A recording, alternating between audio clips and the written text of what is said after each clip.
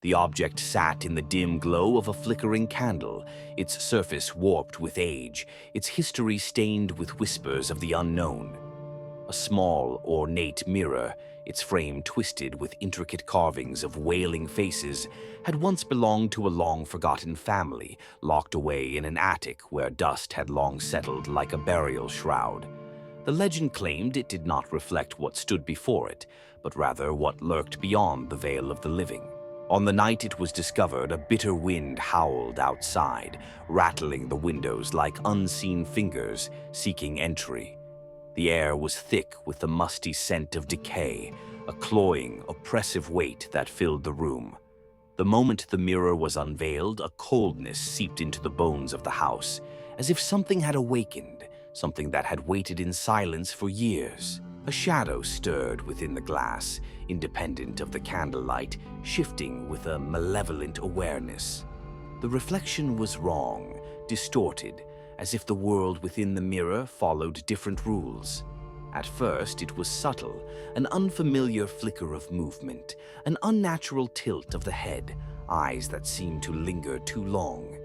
Then the shape became clearer, a figure impossibly tall, its limbs stretched too far, its face blurred like a smear on old film. A sudden gust extinguished the candle, plunging the room into suffocating darkness. The silence was absolute, save for a sound, a faint rasp, a breath drawn too deep, too hollow. The mirror pulsed, its glass rippling like water, and then came the knocking. Not from the walls nor the door, but from inside the glass, slow, deliberate, a demand for release. The temperature plummeted. Frost spread across the floorboards, inching toward the mirror like skeletal fingers. The knocking grew insistent, now accompanied by a whisper. Not words, but something guttural, an ancient and unintelligible plea. Then a crack. A hairline fracture split the glass, and through that jagged wound something peered out. Not a reflection, not a ghost. Something older, something that had waited for this moment. The fracture widened, the whispering turning to a shriek, a distorted wail of triumph.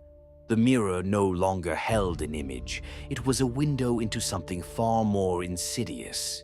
The final thing seen before the candle reignited was the thing emerging, a clawed, grasping hand pulling itself free. The mirror, now empty, sat still on the surface where it had been placed. The reflection was gone. So was the light in the room. And in the farthest corner, something breathed in the dark, finally set free from its prison of glass.